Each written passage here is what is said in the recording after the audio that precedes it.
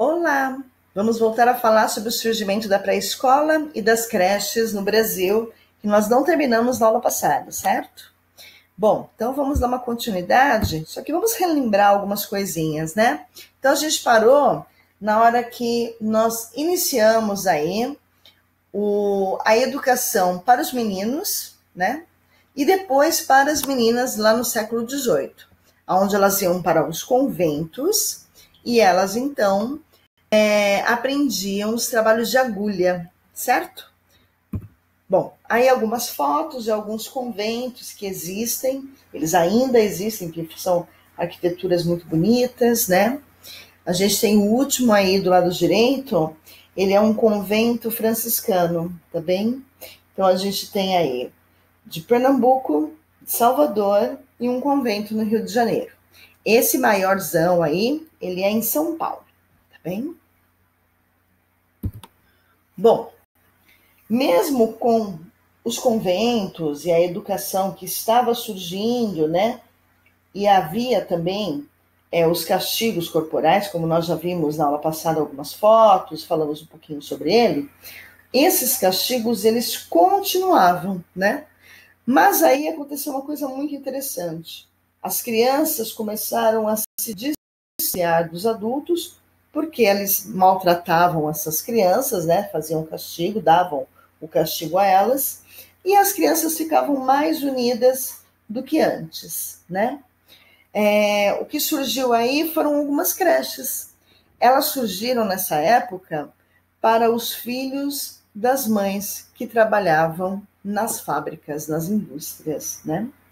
Os filhos dos burgueses começavam a usar roupas diferentes das roupas dos adultos, que já é uma grande coisa, né? Então já existia um olhar aí diferenciado para essas crianças, não mais como mini adultos, mas sim como crianças agora, né? Mas isso não acontecia com os filhos das plebes, certo? Bom, aí no começo do século XIX, a gente já está mais próximo, né, do atual, os adultos perceberam que as crianças deveriam ser preparadas para o futuro. Porque até a criança ser alguém na vida, né, demorava um pouco. Então ela não era produtiva, né? E aí então ela não era nada, na verdade, ela não fazia nada economicamente, né? Ela não ajudava em nada, ela não tinha história, ela não tinha um senso crítico, ela ainda era considerada uma criança fraca, não tinha competência para fazer os mesmos trabalhos do homem, né? Principalmente os meninos, né? E não gerava uma economia. E além disso, uma outra coisa, um adulto deveria cuidar. Então esse olhar para a criança, né, foi um olhar triste até. Então durante muito tempo a criança dependia do adulto e ela não era, entre aspas, nada, né? Então havia necessidade de educá-la para uma atuação futura, para ela ser alguém na vida. A gente já ouviu essa frase muitas vezes na vida, certo? Vamos lá. Aí surge o primário. O primário, ele foi criado para formar mão de obra. Então, somente as classes populares que frequentavam. Porque para aqueles que tinham dinheiro, que no caso a burguesia, né, a aristocracia, criaram um ensino secundário. Tinham outros objetivos, né? E aí, então, os de formar jovens pensantes, mandantes. Quando a gente fala de jovens mandantes, nós estamos falando daquele que tem impulso para criar uma autoridade, né? Para ser alguém que comanda, tá? E também para serem pessoas eruditas. Lembra que a gente falou um pouquinho sobre isso, né? Então, aqueles que sabem falar, que têm um bom vocabulário, certo? Essa era a diferença entre os pobres, né, e os ricos, certo? A classe popular falava de forma popular. E assim a gente vê o reflexo até hoje, na verdade, né? No final do século XIX, anunciam aí, até que enfim, o ensino superior. O ensino superior está falando de faculdades ainda, não universidades, certo? Bom, nós temos aí uma divisão, uma fragmentação social muito grande, né? Porque as escolas públicas dessa mesma época se tornaram muito deficientes. As crianças que frequentavam essas escolas, elas eram classificadas como burguesas, mas não necessariamente todas elas eram burguesas. Então, por conta disso, havia uma fragmentação, uma divisão social muito grande dentro dessas escolas em relação ao ensino.